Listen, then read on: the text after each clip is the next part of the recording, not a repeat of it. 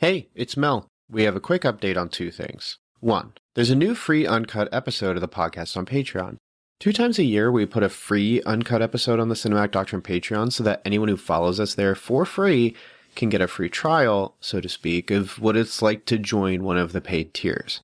There are now 7 free uncut episodes you can listen to on the Cinematic Doctrine Patreon, so check them out and see what you get when you join any tier on Patreon. Check the link in the show notes for that. The second thing is, we're updating how the Cinematic Doctrine Patreon works. Now, if you follow the Cinematic Doctrine Patreon for free, you'll be able to submit movies for us to discuss in the podcast.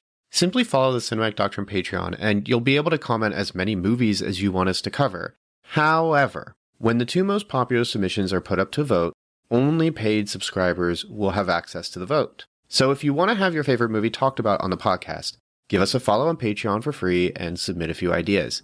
And if you really want to make a difference, consider joining our Patreon for $3 a month and guarantee your vote. Again, 2 free things if you just follow us on Patreon. Check that link in the show notes. Follow the Cinematic Doctrine Patreon for free. It's totally worth it. You're listening to Cinematic Doctrine.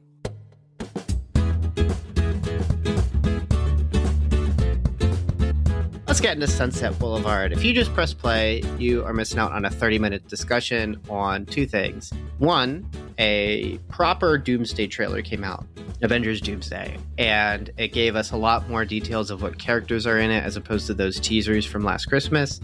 Kathryn and I spent some time talking about who we see in the trailer and if we're excited to see any of these characters back.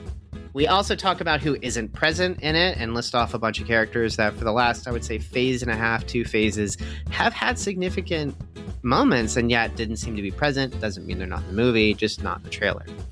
And then we also go over something that I actually talked about on Instagram. I put up a reel, 3 minutes of basically, the question was, why did I get tickets for Spider-Man Brand New Day and Avengers Doomsday?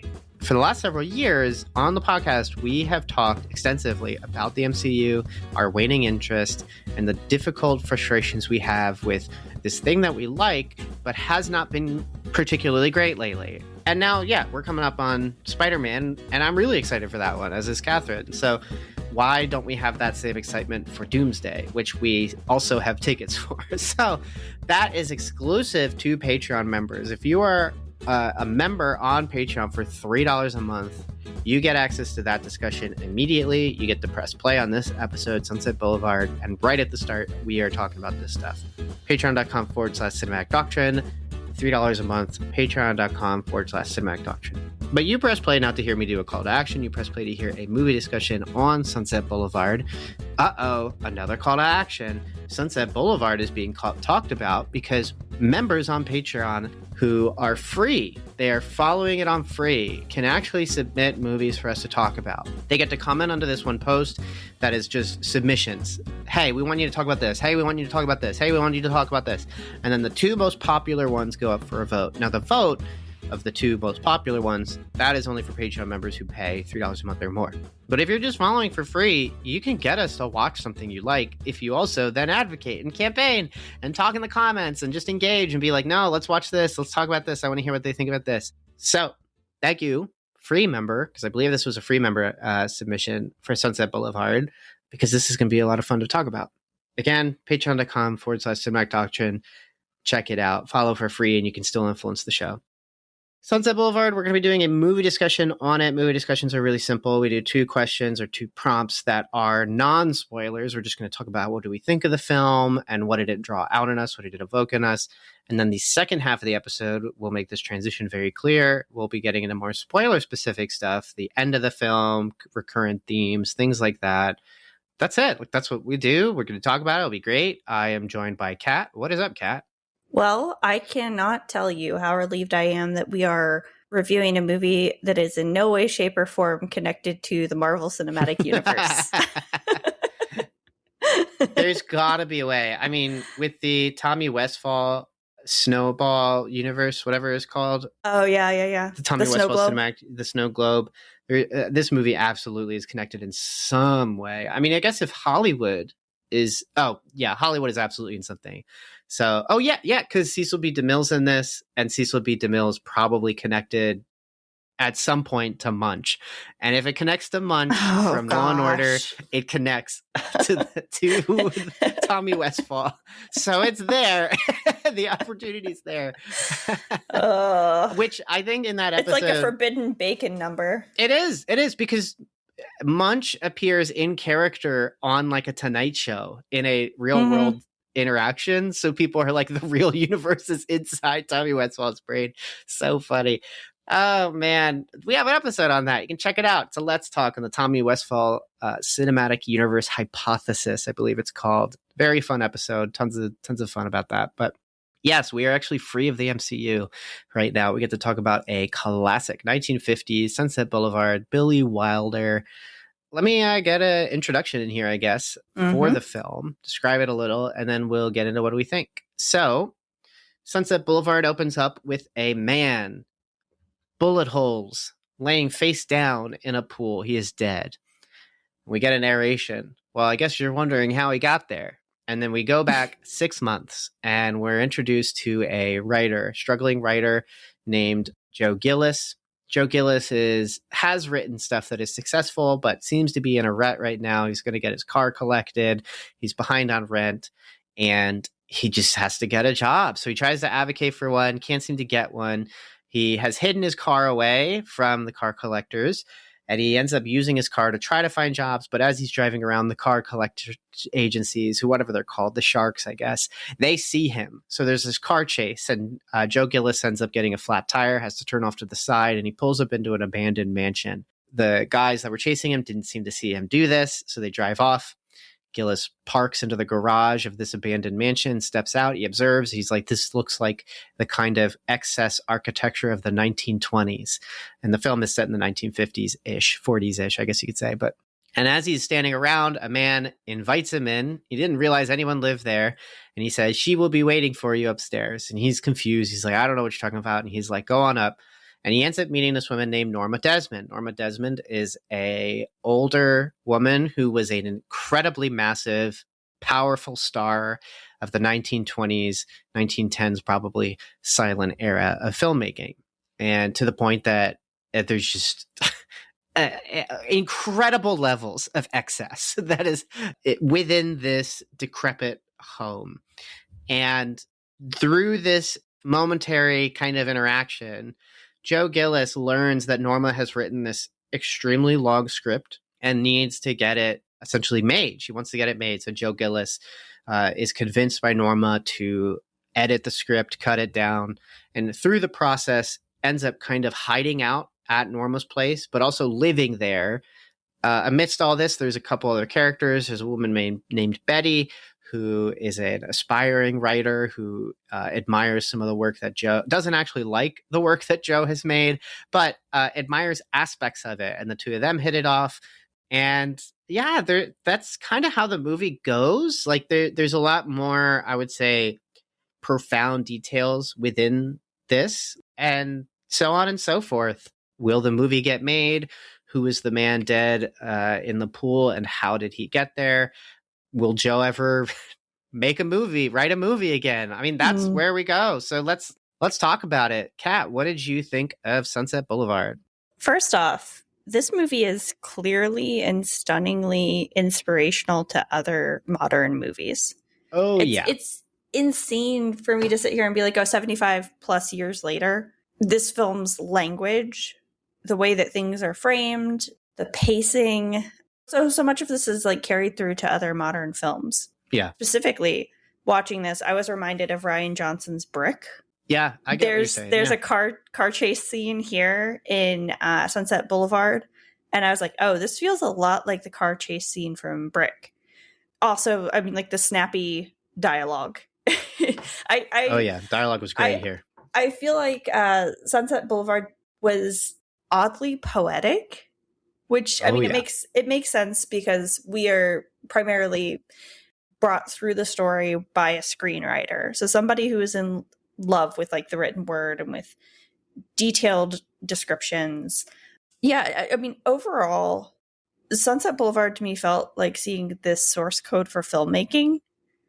And it's been really refreshing to see films that are entirely competent visionary.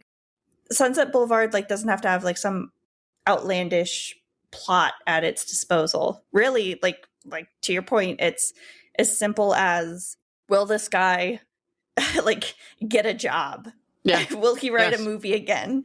Like it's and yet it's also so much more than that. Yes. With the level of detail that's going on here. I mean, you didn't even mention the dead monkey. No, I did not.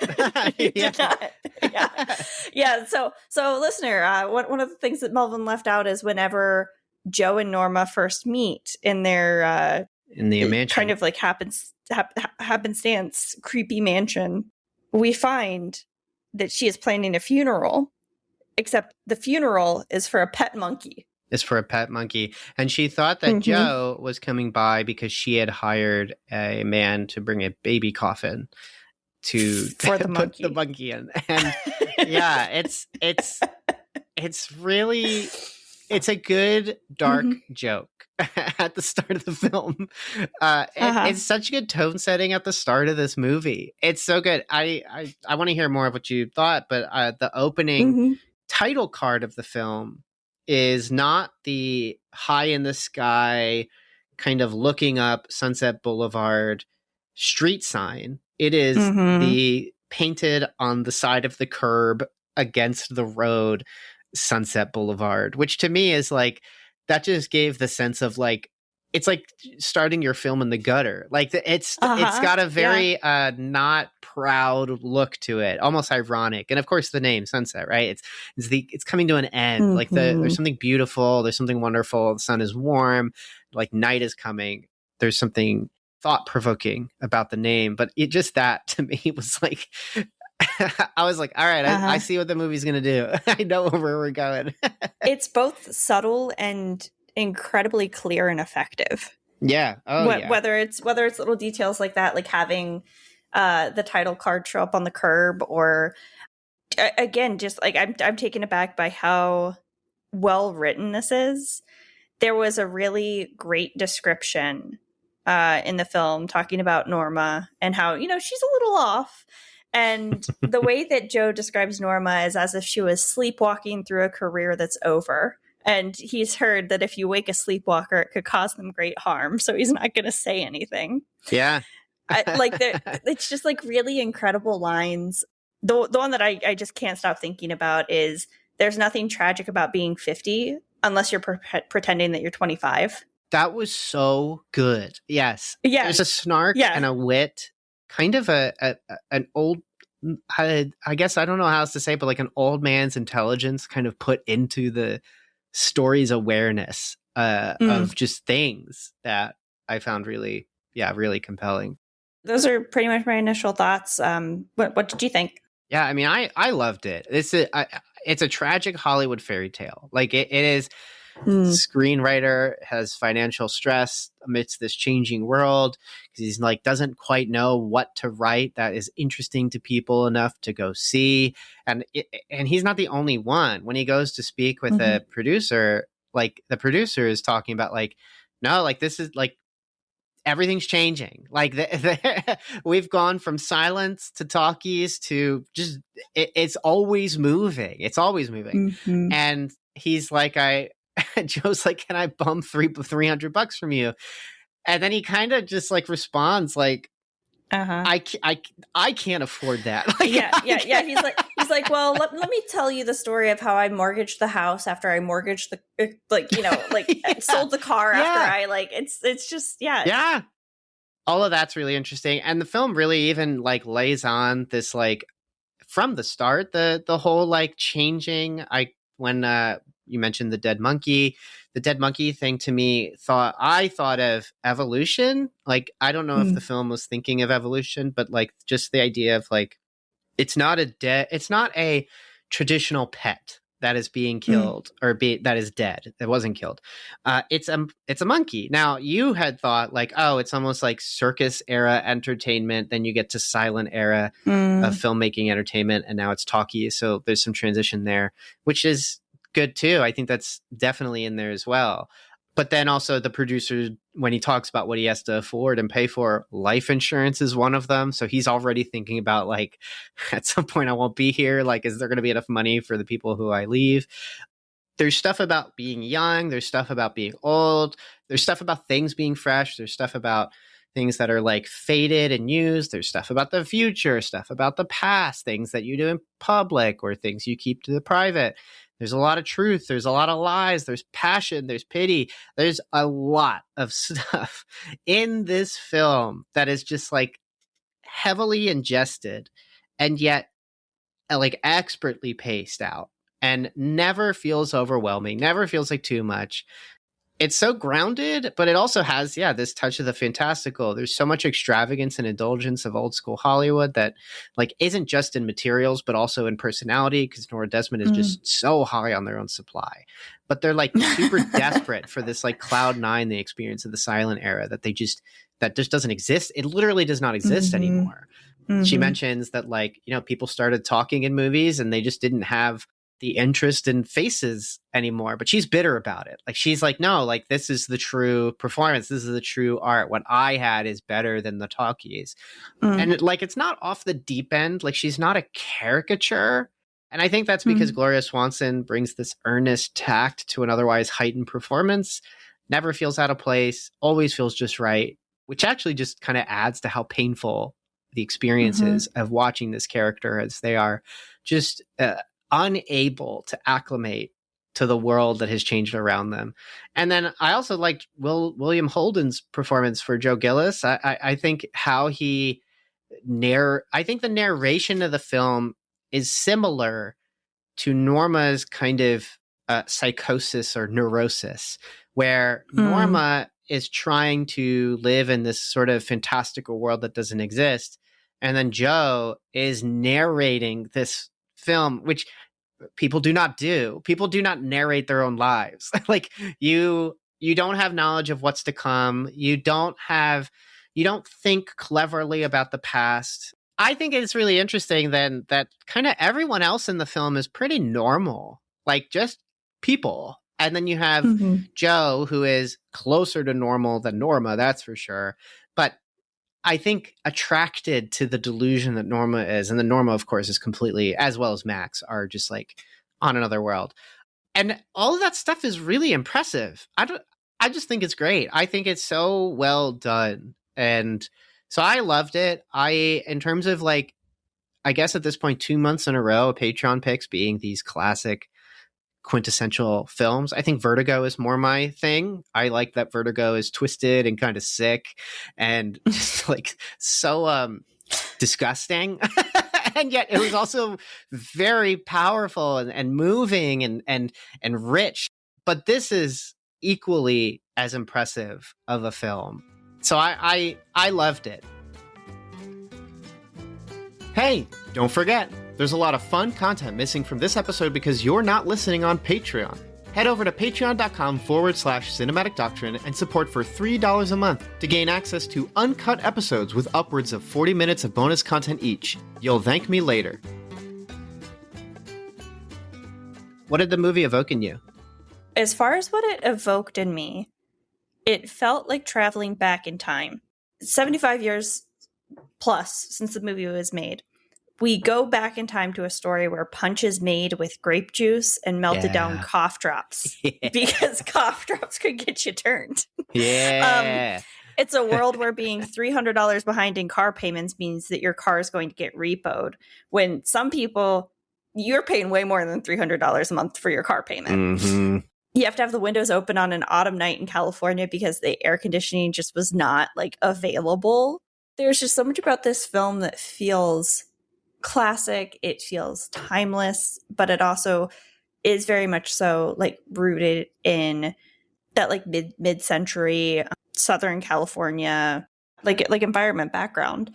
It wasn't a period piece then, but it feels like a period piece now, I think, because its narrative is so transcendental in terms of culture and kind of desire and the human condition that like it does feel like being transported back when you're watching it. There's just things that are so curious, and yet you immediately understand them as though you were there. It's really neat.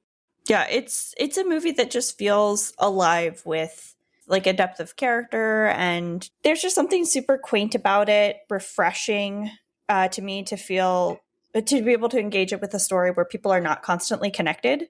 Like Joe drops off the face of the planet for 3 months and his friends are just like, "Hey man, glad to see you. We were wondering if you were dead or not." Yeah, yes, literally. And I think that something that's just beautiful about the film is it really is a world where culture is like sunsetting in a way.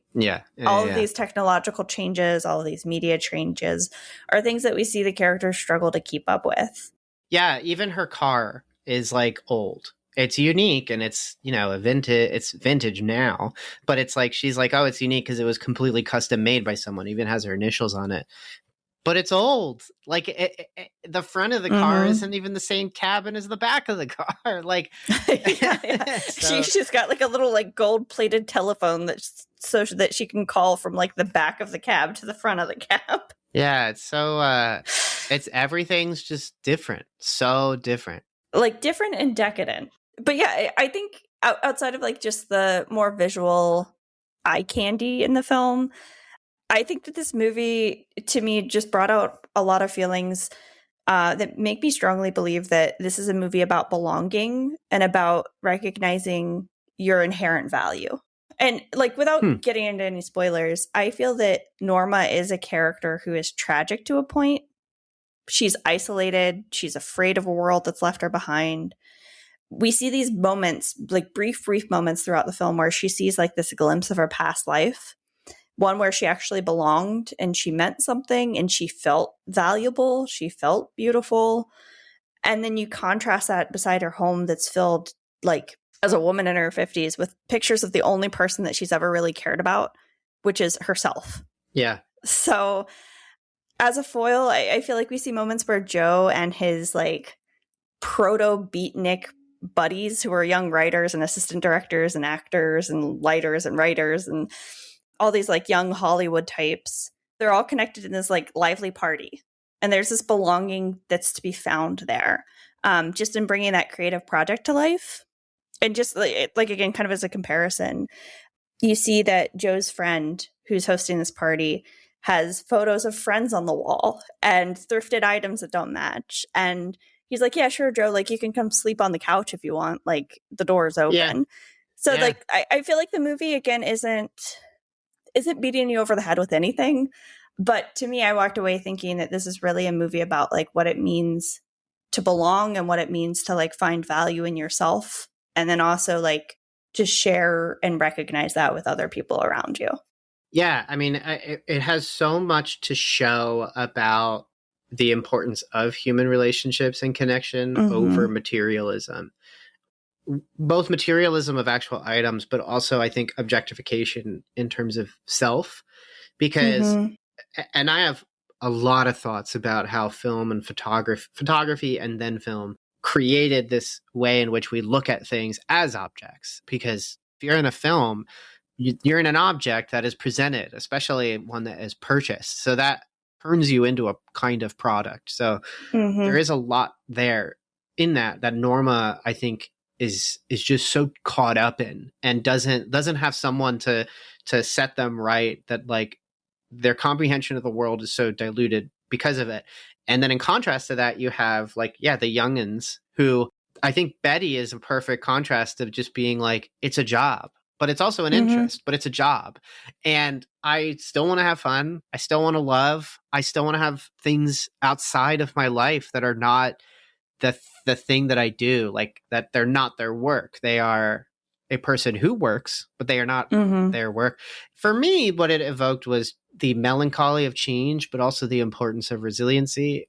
I mean, it's a movie about a lot of things, but broadly, the film explores the importance of like being resilient, but then also the cost of like stagnation. So I kind of define these two things as like resilience is your ability to adapt to foreseen or unforeseen consequences in a mature, malleable manner in pursuit of positive results. And then the cost of stagnation to me is like kind of this immature unacceptance of circumstance resulting in negative outcomes. So like when you're denying real world circumstance, no matter how distasteful they are, to deny that is to deny the ability to actually make any change, because you can't make changes to problems that don't exist. And you can't make changes to problems that do exist if you don't believe they exist. Then this cost is you either get left behind, whether like literally, like as people kind of move on, or you end up keeping others behind because maybe you're responsible to some people. And because of this inability to respond or react to like things that are going on, these other things are happening. So like Norma, I feel like because the power that they do have, because they have so much money, they have power. They are causing almost like a stagnation that Joe is stuck in. And then that is almost snowballing down to Betty, snowballing down and definitely to Max. And it's just like some people are going to say, well, I'm not going to deal with that. And they're going to move on. And other people are going to try and stick around, but possibly by enabling end up becoming part of the problem. And change does suck. Like there are things that suck about it. There's also things that are really good about it, but ultimately it just exists. And I think that the maturity to endure what sucks and adapt to it, that is where resiliency is on display. That's maturity on display. And ultimately you're empowered. Like you've realized, oh, we get to make the world the one we want to live in. And it takes time. It's not immediate, but you get to make the world you live in. You get to take progress towards your goals, whether they're short-term or long-term, and you can endure with that change. And endure is the word. It's not easy.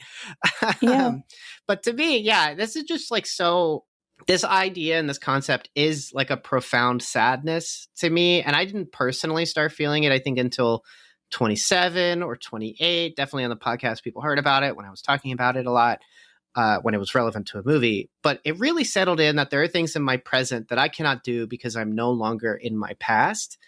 And that's a really weird feeling. Now make me a 50-year-old woman who was a massive star of the silent era of films.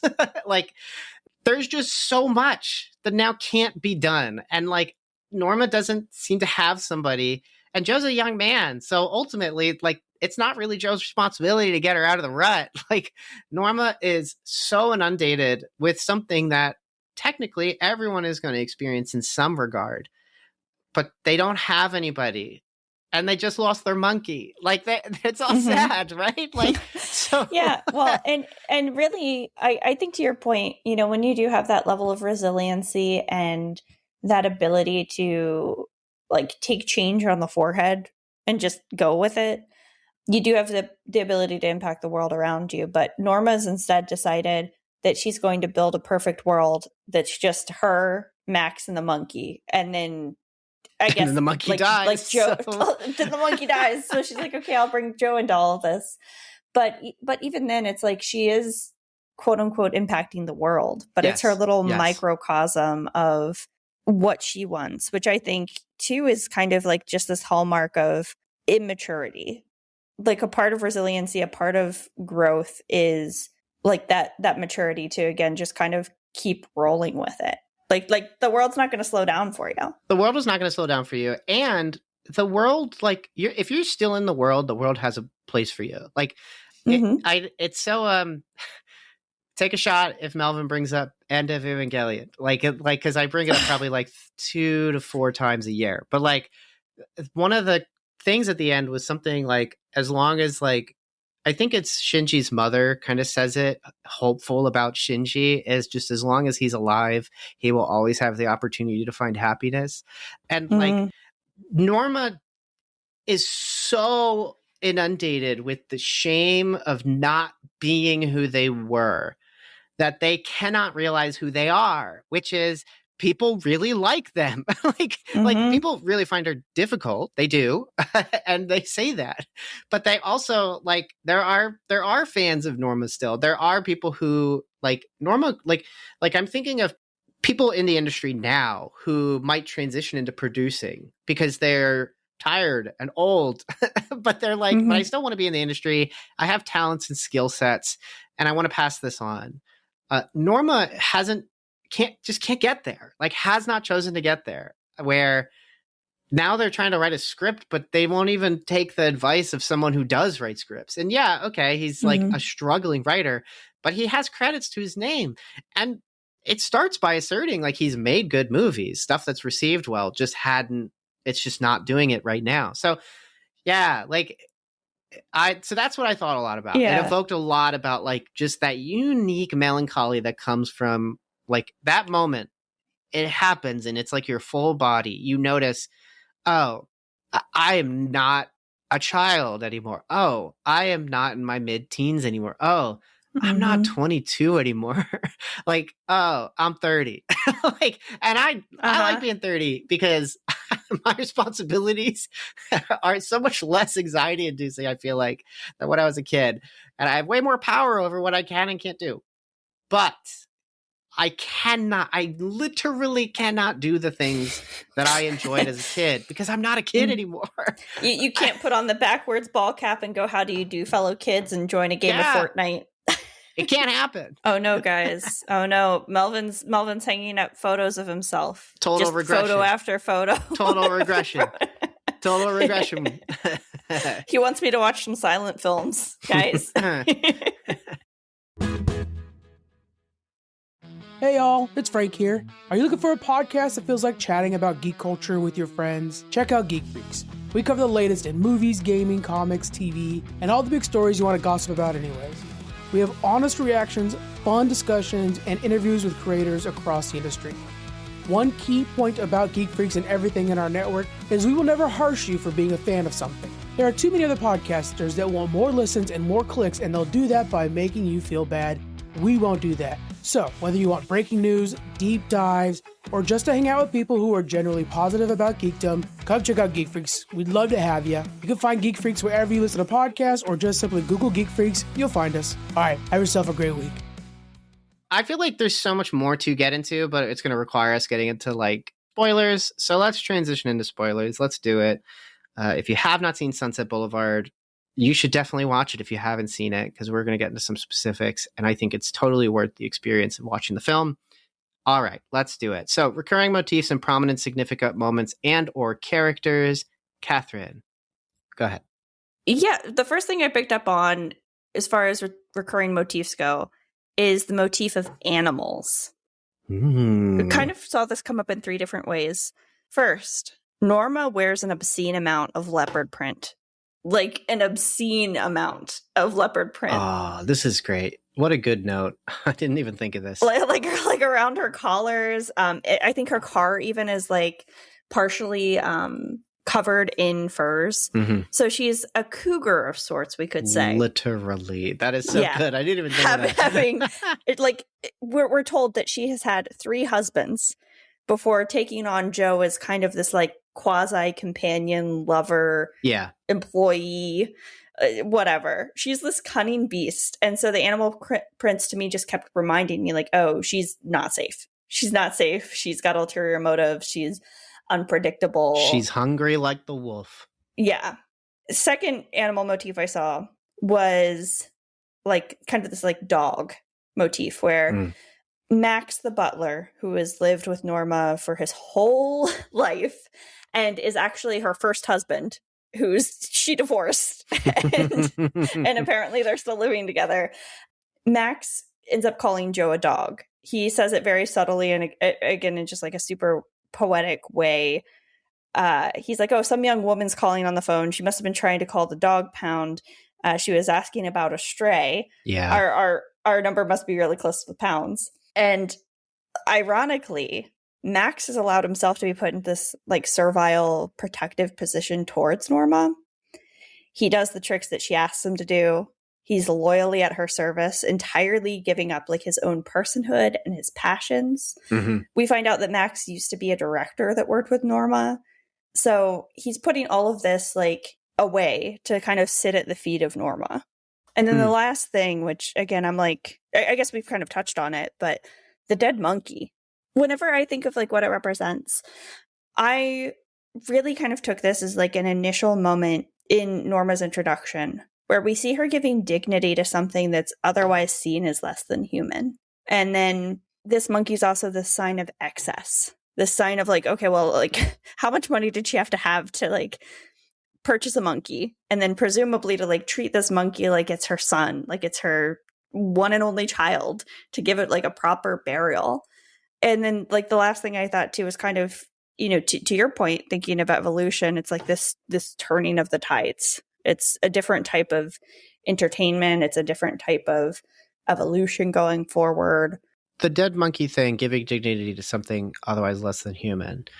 Mm-hmm. I have no problem with people having a genuinely requiring grieving for their pets and respecting them. The problem is that Norman has totally misplaced everything in their mind about what's right and wrong. And so the giving dignity to something otherwise seen as less than human is such a fascinating contrast to the end of the film, which now that we're in spoilers, we can get into. Norma shoots and kills Joe.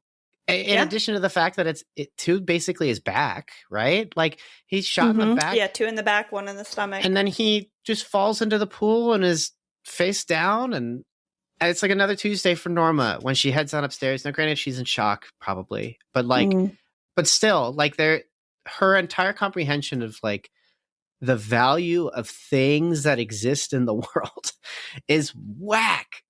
Even the value of her own life. Yes.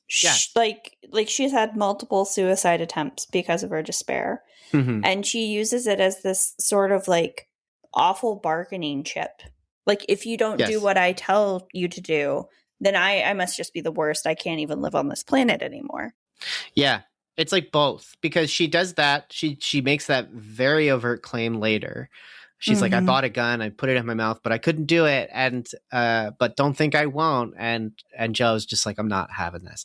But then also earlier, it seems like she has both, where she's both unstable, but also unwilling to become stable, where unstable is in after the New Year's Eve party, she self-harms, but then also unwilling because rather than, I guess, becoming healthy, she's like, well, if this is an attribute I have, I better use it. I better use it to get what I want. And it's like, Norma, no. Norma.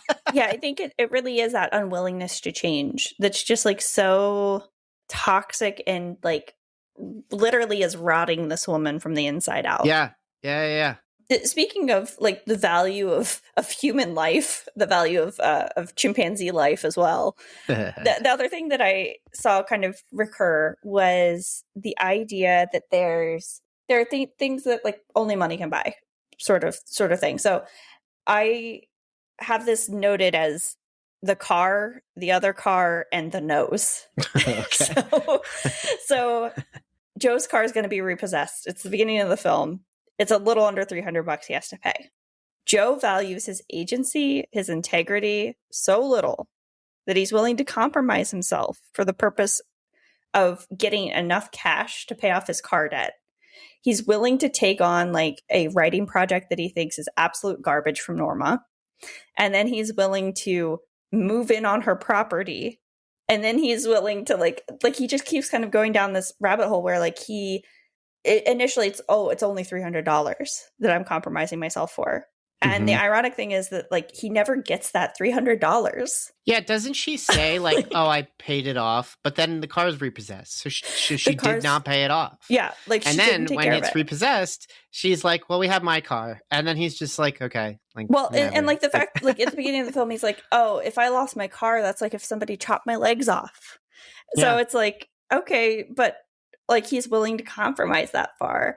The other car is Norma's car, where I just thought, like, what does it say in the eyes of Paramount that Norma's only valuable for like this like tangible thing that she has, like her car? She's no longer valuable to them as a star or like as somebody to like be on the production lot, or she's only valuable for what she can provide to them in terms of her wealth. So like Paramount's treating her like overtly in the same way that Joe is treating her subtly, because Joe also starts taking advantage of, oh, well, Norma will pay for it. That's an interesting way of reading that. I think it's a way to read it. I don't know if I'm totally on board, because I think a healthy way of responding to that would even be Norma being like, sure, we can do a rental. Let's negotiate. Look, I got this project. and you have a budget for your movie that wants to use this car. Maybe you don't have to spend as much if we figure something out. And when Norma ends up on set, like everybody is like going crazy to see her. And so like, it's possible that if Norma just had youthful tenacity to get networking and get stuff made, I mean, Ed Wood could make movies. Like, yeah, no, why can't Norma make movies? And I feel like that's a fair argument. It's a fair argument to say like Norma is not taking the like agency, the tenacity that she needs to like actually accomplish something and find where she does belong, like on set. I mean, I think that, valid or not valid, I can't divorce the thought that like Norma's tragedy as she sees it is that she has lost her youth and her beauty and the status that came with it. And Paramount says, never mind. We don't want you. Yeah. And Paramount says, we do not want you for your face. Like overtly, like we do not want you for your face anymore, because when you were acting in silent films, we wanted you for that face. Now we want you for your vehicle. So I think it is like her fear is realized in that. And the other thing that I thought of as far as cost goes is, as Joe's chatting with Betty, she says that at one point her parents wanted her to become an actress. And so she grew up on the lots and, you know, did all this stuff. She auditions for a part. The guys say, hey, we don't like your nose. It's a little crooked. Betty pays $300. Gets her nose fixed, comes back a couple weeks later after the swelling's down, and says, they go, actually, like, no, we just don't think you're right for the part. We just don't think you're a good actor. That's what we just don't think you're like, yeah, it's something like that, where it's like, no, like, we just don't like you, like, or whatever. So, like, at some point in Betty's life, she thought that $300 would change her enough to be desirable for the big screen. And now, like, as a wise old woman of 22 years old, she comes to see this as like something that she regrets. And contrasting and comparing, like, Betty does have her youth and her beauty in the conventional sense, but also like she faced a lot of what Norma was facing and decided to kind of go through the other side of it and go, actually, like, my nose didn't matter. What matters is that, like, I'm doing something that, like, I enjoy, that's fulfilling. Like, I want to write the movies. Yeah, and she didn't know that she would like that until she, like, just had to keep trying stuff. I mention it all the time. You do not know that you like apples until you eat an apple. You may not know this, but the easiest way you can show your support for Cinematic Doctrine is to rate and review the podcast on iTunes, Spotify, or wherever you listen. So press pause and share your thoughts. We'd love to hear what you have to say. And then press play again so you can hear the rest of the show. The recurring thing I thought of was just thinking about on the nature of film and photography, because the phraseology of the medium is the message, that the way you receive information is also affecting the information is filtering it. And so there is something about photography and film, captured images, whether still or moving, that is so imbued into this story and Norma as a character. So to kind of get where I'm at, I really just wanted to kind of talk about, like, let me kind of see how my notes were. I started with coincides with my nostalgia sickness experience a few years ago. I already talked about that. Hyper awareness of passing time. How film and photography increases this effect. Right. Okay. So time passes. Yes. Okay. Things change. And every couple years, it, like, you know, well, how did I get here? And then, you know, you keep singing. The days go by. Yeah, that, like, happens. But with photography, the advent of photography, which at this point is what, not more than 400 years old, 300 years old. I mean, now you are literally using technology to capture the light that existed at a time into, like, a print. And that's crazy. So you have these photos that captures moments in time, and it's, like, magical how permanent it comes across. It's also this new advancement. In new advancements, you introduce new details that are preserved, whether they're big or small details. You can have black and white. You can have color.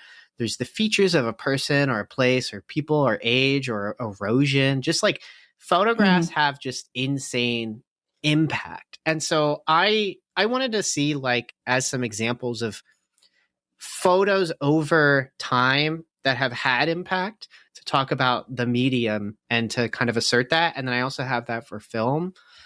I'm sure a lot of people are familiar with The Scourged Back. This is a photo circa 1863. This is I think it was I don't know if it was an emancipated slave, but it was a slave who then had brutal scars on their back. And this image was used for a lot of abolitionist movement stuff. And even today, like, makes the rounds. Listeners have seen this one, Lunch Atop a Skyscraper. This is from 1932. This is men lined up on the, I guess, not rebar, but like the beams of a skyscraper that is not finished. And it's like, they are, if you fall, you die. That is the height. Like, and it's an incredible photo, but it's this great image that you feel like you see it and you almost could get sick. Like, I feel like there is Surgeon's photo, 1934, the prompting image for the Loch Ness Monster myth, which continues to be something people believe. Or even I thought the Red Planet. Okay. The Red Planet, 1976, the surface of Mars from Mars. I mean, these are all images that, like, mankind has literally never seen with such clarity, or that mankind just could not even, like, imagine would ever have such a global impact. Things that mankind never knew could touch you so deeply, or could just even get out of hand, like the Loch Ness Monster. Like, you just do this gag and now everyone still thinks this thing's real. Like, that's crazy. And so then I think about how film just ups the ante and introduces more context, whether it's silent or with audio. And context shows intent, or context can dilute the truth and intent. It just changes things, whether it's fiction or not, can have crazy impact. So a couple I had here, and don't worry, this comes back to Sunset Boulevard. You have Birth of a Nation from 1915, the first film screened at the White House. It's also a complete lie. It is racist revisionist history of the Civil War's conclusion, wherein the KKK wins. It's credited also with the revitalization of white nationalism in the U.S. and the 1910s and 20s. Still has an influence today. There's the Zapruder film, 1963, wherein JFK is assassinated, leading to over half a century of conspiracy. Patterson-Gimlin film, 1967, the quote-unquote real footage of the Sasquatch, the one with the walk, the one that you have definitely seen. Half a century of conspiracy yet again. Vietnam War, 1955 to 1975, often emphasized as the first televised war, and that is also credited as having a huge impact on how culture responded to it and opposed it. Saving Private Ryan, a film, 1998, leads to the revitalized interest in World War II, influences the entire film industry as it relates to war films and action sequences, cited by many directors as a huge influence in their work. Not surprising, it's Spielberg. And then even led to the creation of Medal of Honor, which then led to the creation of Call of Duty, which is one of the single biggest franchises across the world. Millions of dollars. That's crazy to think about sometimes. Blackfish, a 2013 documentary about the poor care SeaWorld took of their orcas, leading to the death of 3 individuals, as credited as a massive culture contributor to SeaWorld's perpetual financial struggles. Similar to photography, depicting real-world events through fiction or reality, and even moving the needle on how we see the world. This stuff has influence and power. You create insane impact on the viewer. The way you feel, you'll cry, you laugh, even after the credits. Influencing culture in just ways that are almost unimaginable. So I bring all of this to say, like, photography and film, it just has this incredible impact in how we see it impacting others, ourselves. It's almost incomparable.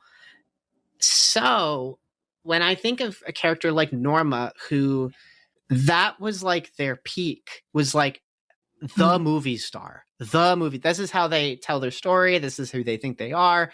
Like, I was the one. I made Paramount. I made movies. I made The Face, like that kind of thing. They almost understand something about film, but inappropriately credit it to themselves.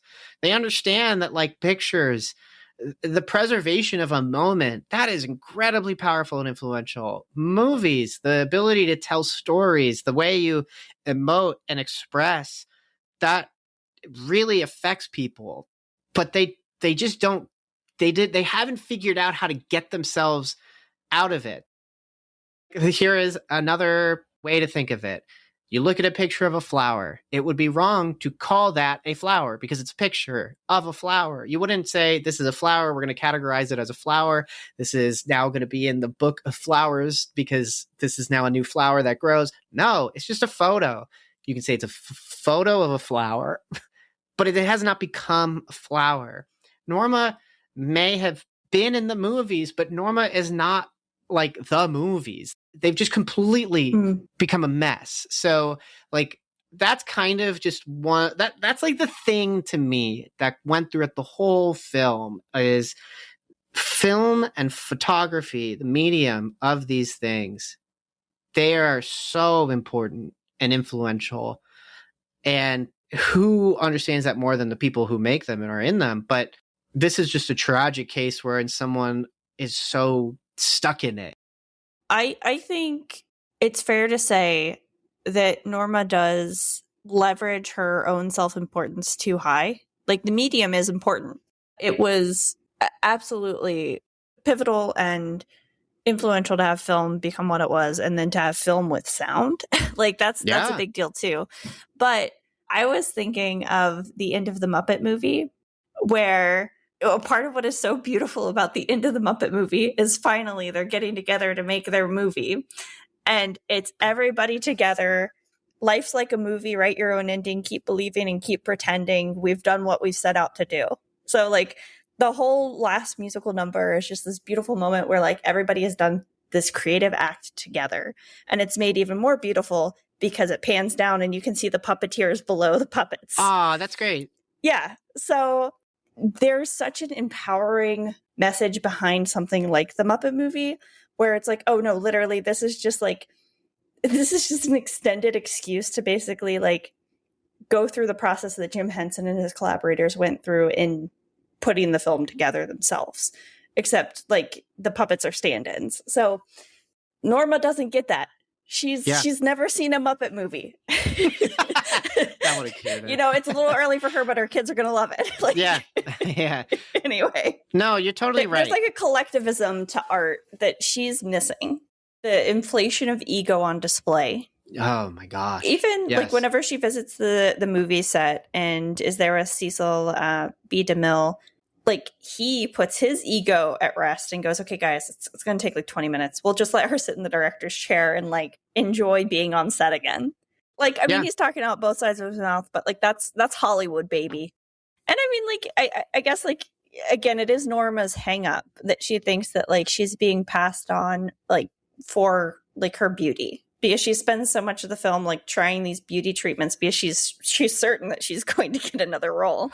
Yeah. And I think it is, I don't think it's like a mainstay of the movie, but I think it is clever in the fact that this is Norma's hang up, that like she thinks that she's lost her youth and her beauty, and that Cecil as a man is behind the camera. Nobody cares what he's looking like, and he can still like be influential and still have that place and that role.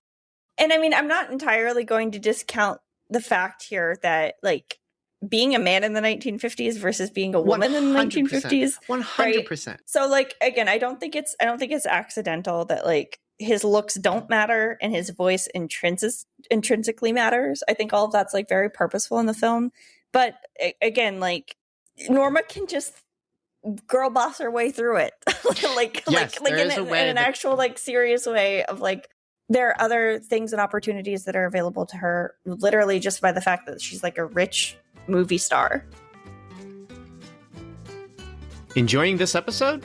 Grab that share link and tell your friends. Word of mouth is the most effective way for a podcast to reach new listeners, so don't be shy. Share the episode wherever you can. Let's get into the ending. So, yes, the dead body in the pool is Joe's. And you can pretty much presume that immediately, but it doesn't really overtly mention it right away. I guess you do get that underwater shot where you see the face of the dead body, but it's a little like distorted. It's kind of distorted. It's not very easy to tell right away because I don't know if it was him in the water, but either way, the water changes the way the light looks. So anyways, what essentially happens is Norma learns that Joe has been writing this other script with Betty when Norma had Joe working on her script, which is now finished and being shopped, but no one's taking it. And Norma doesn't know that. So Norma is jealous, not just because Joe is working with Betty on this script, but also because she presumes that Joe is interested in Betty. And Norma has been very forward about her interest with Joe. And so she ends up getting Betty's number, calling up Betty, and it's just like, hey, like, you don't know about Joe. And Betty's like, who is this? Who is this? And then Joe walks in the room, takes the phone from Norma, and is like, here's the address. Just come over. I'm going to tell you everything. Norma is stunned, totally freaked out about it. Joe starts packing up bags. Betty shows up, and Joe goes down. Admittedly, watching this scene, I did think this was a bit of a heel turn because I thought it was I really presumed that Joe was going to use this opportunity to explain everything, come clean, but then also say, like, I want to be with you, Betty. And then Betty would be like, no, you lied to me, and then out. But Joe actually kind of flamboyantly rejects Betty by saying, like, yes, I have been lying to you. Here's the extravagance I've lived. It's all fake. None of it's mine. Nobody knew about it. I am not even a has-been because I never was, and all these other things. And he's kind of bitter about it and not nice. And Betty's like, I can't do this, and leaves. And so they're broken up. And then Joe grabs his stuff to leave and is basically going to fall back on his original plan, which is, I'm going to take my car and I'm just going to drive back home states away. And I'm going to work at a department store. Like, I'm done. Like, we can't do this. And Norma can't accept this. As mentioned previously, Norma has a gun. And as Joe is stepping outside with his briefcase, Norma points the gun, fires, 2 in the back, 1 in the chest, falls into the lake. We then skip forward to essentially where the film started. Well, you know how I got here, fellas. Yes, the man who is dead narrated the story, part of that fantasy world that Joe lives in, as I stated earlier, that Joe and Norma each have, but separately. Norma being in performance, Joe being in writing. And we get this pretty long resolution that is pretty haunting. There's a point when Joe stops narrating, and that's when it really feels like, okay, Joe is dead. And there's an absence in the film because of it. I don't know if you felt that way, but I definitely did. And then all of the police are there because there's a dead body and they're trying to get Norma to come downstairs, but she won't. She's basically just in front of the mirror putting makeup on. And then there's mention of cameras downstairs and she perks up and she steps out, and Max, her first husband, who also had been the director who found her, basically recognizing the situation and also knowing Norma enough, directs her to come down the stairs. And this is where you just get this, it's such a sick thing of her coming down in this performance, lavishing in the surrounding, being surrounded by people and eyes and just so much. And it's all in the face. And then it gets up close, fades, credits. It's so good. Like, I don't really know what else to say. Like, it's such a powerful, fulfilling, tragic ending. I wouldn't say it's like deeply or profoundly sad, like some movies we've covered on the podcast, Loner from a couple weeks ago. But this one's up there. Like, it's really sad.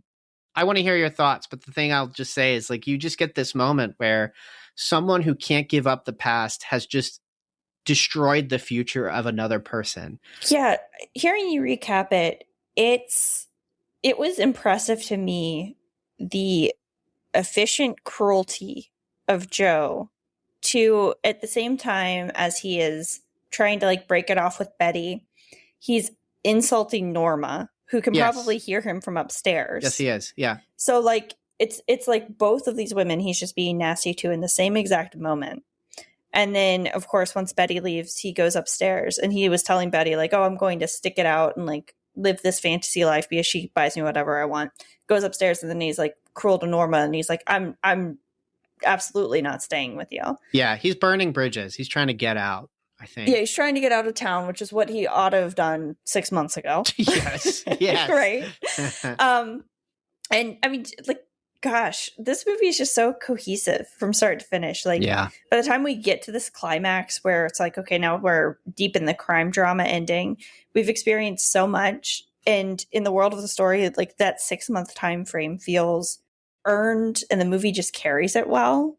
Yeah. I guess like the last thing I'll say on the ending is Gloria Swanson's performance throughout the film has been great, goofy at times, heartbreaking at times. One of the most convincing drunk performances I've ever seen. Yes. And by the end of the film, her face is absolutely entrancing. Like the soft and delicate movements of her body, it's like she's moving in water, like in this spectral way as she's applying her makeup while the cops are surrounding her and asking, how long did you know this man? Did he try to steal something? Like they're questioning her, and she's like on some other planet, but she's moving like this ghost already. Yeah. There's this great line where she's like, oh, well, aren't stars all ageless? Yes. Like she carries that agelessness, that ghastly, ghostly apparition of herself through the end of this film, just in a way that is something that I think will stick with me. Like whenever I think of this film, I will think of that final scene where Max says action. Yes. And she's going down the staircase. The way that like she fades into the credits is almost like her face burning into the film, like burning into the camera lens, into your eyes. This is so self-indulgent of me to describe it this way, but it's like a god without a worshiper finally had its sacrifice, and then she just like ascends.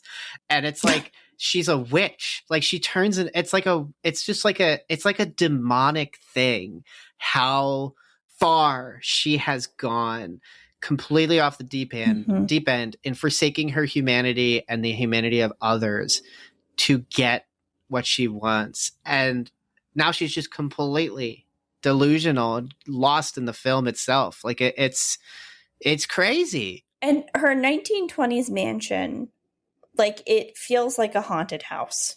Yeah. Like the first time we see her, she's in mourning clothes and there is a dead body in the house. Yeah. And Joe describes it as like a mix of various architecture that don't belong there anyway. Like it's just like, which, that tracks. Like none of that is natural architecture to the United States. just like absolute decadence. And we see the empty New Year's party of just her and Joe. But then finally, like this house is alive again, but it's alive with reporters and cops. Yeah. Like this mansion is like the shadow of its former glory, and she's given this one last hurrah to like do what she wanted all along. It's incredible. Like it is so out there. And I know I was at the start being like, I like Vertigo more because it's sick, and then I'm out here talking about this ending like this is so demonic, this is evil. Like no, that's not of course how I feel. No. But there is something more. Vertigo is a very intimate story of very few characters, but there's kind of an epicness, a bigness to it in Vertigo, whereas like here it's so small. I thought of the word mundane way earlier, where there is a mundanity to just happenstance. Joe happens to on the one day where he has to get his car repoed, can't seem to get $300. The tire blows out during a chase, and he pulls into the garage, and a monkey has died. Is the day that like signs his death warrant, and the mundane things that take place afterward. And that mundanity is there, but like everyone's life is full of love and tragedy and a lot of mundane, boring stuff. And then there's these moments of incredible, heightened, full, story-rich emotions. And this ending is like that. It's like finally everything's coming together. But yeah, the absence of Joe is felt. Even though like he really isn't, he's not a bad guy, but he's not a good guy. Like he's just kind of, I don't know. It's hard to explain. Like it really didn't hit me when he was gone. But I think that's like it feels like a slight prose change, because again, it all shifts focus to like, okay, now there are cops here. But his story's over. It's Norma's. Yeah. Yeah, it's hers. And again, like, I think the way that it crescendos at the end is like, okay, like, she's earned this. This is what she wanted. It's not a good at for least her. What she thinks. Yeah. It's absolutely not. Like, but it's got that sort of feeling at the end where everything feels like it's kind of run its course. And again, like, she's gotten what she's wanted. Norma's refusal to be resilient, refusal to change with the times, and the fact that Joe ultimately ends up dying in the end. To me, it's a really good example of when you're not resilient, how destructive, how bad it can be when it starts to affect other people. Because Norma's time as a 25-year-old is gone, but Norma's time as a 50-year-old has just started. And like, all they have to do is be Norma the 50-year-old. And guess what? Norma can be the 50-year-old while Joe is the ambiguous late 20-year-old and live that Played life. by a 40-year-old. Yeah.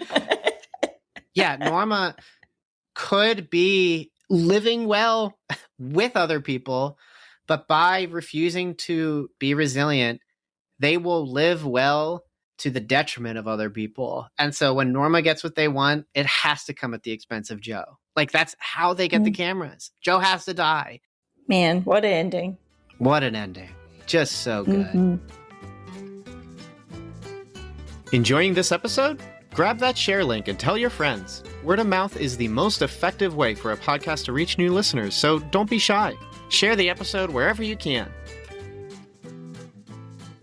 All right, well, let's get into our recommendations and then bounce out of here. So, recommendation, what do you got? While we're watching these classic films, I'm also spending my summer reading classic books. So, I am going to recommend To Kill a Mockingbird by Harper Lee. If you were like me and you did not read this book in middle school, it is well worth it to read it as an adult. It's another story that I would say transports you back in time, albeit to a much more turbulent and weighty time politically and socially. Definitely not an easy read, but one that just has such rich characters and just incredible pacing for a book as well. I was able to just kind of plow right through it and finally settle the debt of being a middle schooler that didn't read it. What about you? Yeah, I'm going to recommend Ed Wood. I've actually only really seen one Ed Wood film, Plan 9 from Outer Space. For now, that was enough. But Tim Burton's movie, Ed Wood, from the 90s, starring Johnny Depp, The Usual Suspects, has a lot of similarities to this film. It is a film about, but it's a bit more strange. So I'll just describe the similarities and differences, and then I'll describe what the film is. Similarities: creator in Hollywood trying hard to succeed.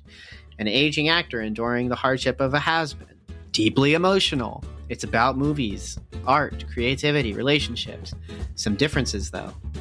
It's a comedy. It's a drama, but it's also a comedy. It's very funny, and it's offbeat. Like, we're talking more close to the weird, almost John Waters-y type film stuff than it is to the Sunset Boulevard type stuff. The premise is Ed Wood is just a director who's trying to make movies, so he gets some contracts to do that, and they all suck.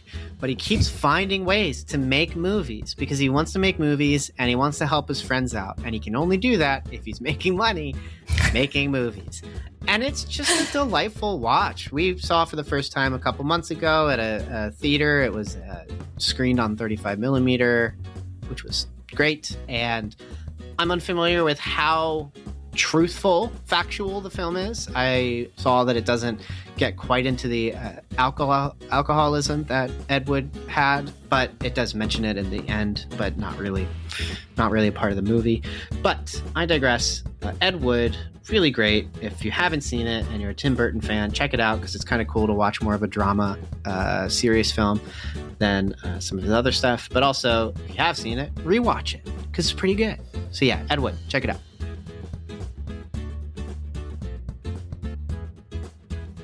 Thanks for checking out this episode of Cinematic Doctrine. If you enjoyed the episode, give us 5 stars on whatever podcast app you're using. Oh, and don't forget to subscribe, too. We put out stuff like all the time. If you're listening on YouTube, hit that thumbs up and leave a comment. It helps the algorithm share our stuff around, and I see them, so I usually reply. Also, if you support on Patreon, you could have totally heard this episode early. There's a bunch of other benefits to supporting on Patreon, so head on over to patreon.com/cinematic doctrine to learn more. Speaking of Patreon, thank you so much to our Art House Theater tier Patreon supporters. Thanks, Thomas, Shirley-Ann, Mom, and Dad. Your support is greatly appreciated. Until next time, stay cool. Sheriff, we got a lot to talk about. Welcome to Twin Peaks. I'm your Twin Peaks veteran, Special Agent Matt Hanna. And I'm your first-time viewer, Sheriff Hannah. And each week, we're visiting David Lynch and Mark Frost's Twin Peaks on our new show, Welcome to Twin Peaks, a Twin Peaks rewatch podcast. Entering the town of Twin Peaks. We're talking dreams, damn fine coffee. A damn fine cup of coffee. Back we're talking mysteries. And asking the important questions like, who really killed Laura Palmer? Are the owls what they seem? And why does this town feel like a nightmare you don't want to wake up from? It is happening again. Whether you're a longtime Twin Peaks resident or stepping into the Black Lodge for the very first time, Welcome to Twin Peaks is your guide through the woods. What kind of fantastic trees have you got growing around here? New episodes every week wherever you get podcasts. And be sure to follow our socials at Welcome to Twin Peaks Podcast for schedules and opportunities to call and write into the show. I'm gonna turn it upside down! The mysteries are dense and the secrets are dark. We'll see you in Twin Peaks with a fresh cup of coffee.